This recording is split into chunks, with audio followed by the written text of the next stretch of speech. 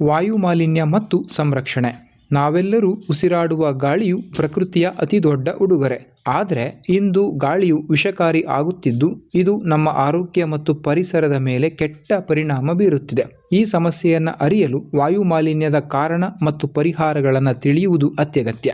ವಾಯು ಮಾಲಿನ್ಯ ಎಂದರೇನು? ವಾತಾವರಣದಲ್ಲಿ ಹಾನಿಕಾರಕ ಅನಿಲಗಳು, ಧೂಳು, ಹೊಗೆ ಮತ್ತು ರಾಸಾಯನಿಕಗಳು ಸೇರಿ ಗಾಳಿಯ ನೈಸರ್ಗಿಕ ಸಮತೋಲನವು ಹದಗೆಡುವುದನ್ನು ವಾಯು ಮಾಲಿನ್ಯ ಎನ್ನುತ್ತಾರೆ. ಇದು ಮನುಷ್ಯರು, ಪ್ರಾಣಿಗಳು ಮತ್ತು ಸಸ್ಯಗಳ ಜೀವಕ್ಕೆ ಅಪಾಯಕಾರಿ. ವಾಯು ಮಾಲಿನ್ಯ ಹೇಗೆ ಉಂಟಾಗುತ್ತೆ? ಮೊದಲನೆಯದಾಗಿ ವಾಹನಗಳ ಹೊಗೆ. ರಸ್ತೆಗಳಲ್ಲಿ ಸಂಚರಿಸುವ ಕಾರು, ಬಸ್, ದ್ವಿಚಕ್ರ ವಾಹನಗಳಿಂದ ಹೊರಬರುವ ವಿಷಕಾರಿ ಅನಿಲಗಳು. 2. ಕೈಗಾರಿಕೆಗಳು. ಕಾರ್ಖಾನೆಗಳ ಚಿಮಣಿಯಿಂದ ಹೊರಬರುವ ದಟ್ಟವಾದ ಹೊಗೆ ಮತ್ತು ರಾಸಾಯನಿಕಗಳು. 3. ಕಸ ಸುಡುವುದು. ಪ್ಲಾಸ್ಟಿಕ್ ಮತ್ತು ಕೃಷಿ ತ್ಯಾಜ್ಯಗಳನ್ನು ತೆರೆದ ಜಾಗದಲ್ಲಿ ಸುಡುವುದರಿಂದ ಹೊರಬರುವ ಹೊಗೆ. 4. ಅರಣ್ಯನಾಶ. ಮರಗಳನ್ನು ಕಡಿಯುವುದರಿಂದ ಗಾಳಿಯಲ್ಲಿ ಕಾರ್ಬನ್ ಡೈಆಕ್ಸೈಡ್ ಪ್ರಮಾಣ ಹೆಚ್ಚಾಗುವುದು. ವಾಯು ಮಾಲಿನ್ಯ ತಡೆಗಟ್ಟುವಲ್ಲಿ ಪರಿಹಾರೋಪಾಯಗಳು. ಮೊದಲನೇದಾಗಿ ವಾಹನಗಳ ನಿಯಂತ್ರಣ. ಸಾರ್ವಜನಿಕ ಸಾರಿಗೆಯನ್ನು ಹೆಚ್ಚಾಗಿ ಬಳಸುವುದು ಮತ್ತು ಇಲೆಕ್ಟ್ರಿಕ್ ವಾಹನಗಳಿಗೆ ಆದ್ಯತೆ ನೀಡುವುದು.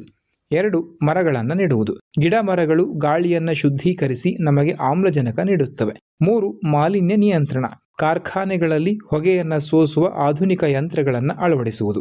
ಇನ್ನು ವಾಯು ಮಾಲಿನ್ಯವನ್ನು ನಿಯಂತ್ರಿಸುವಲ್ಲಿ ವಿದ್ಯಾರ್ಥಿಗಳ ಪಾತ್ರ ಏನು ಅನ್ನೋದನ್ನು ನೋಡೋದಾದ್ರೆ, ವಿದ್ಯಾರ್ಥಿಗಳು ಶಾಲೆಗೆ ಹೋಗುವಾಗ ಸೈಕಲ್ ಅಥವಾ ಶಾಲಾ ಬಸ್ ಬಳಸಿ ಮಾಲಿನ್ಯ ಕಡಿಮೆ ಮಾಡಬಹುದು. ಪಟಾಕಿಗಳನ್ನು ಸಿಡಿಸುವುದನ್ನು ನಿಲ್ಲಿಸಿ ಹಸಿರು ದೀಪಾವಳಿ ಆಚರಿಸಬಹುದು. ಗಿಡಗಳನ್ನು ನೆಡುವ ಮೂಲಕ ಇತರರಿಗೆ ಮಾದರಿಯಾಗಬಹುದು. ಮುಗಿಸುವ ಮುನ್ನ ಒಂದು ಮಾತು: ಶುದ್ಧ ಗಾಳಿಯು ಪ್ರತಿಯೊಬ್ಬ ಜೀವಿಗೂ ಬೇಕಾದ ಮೂಲಭೂತ ಅವಶ್ಯಕತೆ. ಮರಗಳನ್ನು ಬೆಳೆಸೋಣ, ಮಾಲಿನ್ಯವನ್ನು ತಡೆಯೋಣ ಮತ್ತು ಶುದ್ಧ ಗಾಳಿಯನ್ನು ಉಸಿರಾಡೋಣ. ಇದೇ ಸುಸ್ಥಿರ ಬದುಕಿನ ರಹಸ್ಯ. ನಮಸ್ಕಾರ.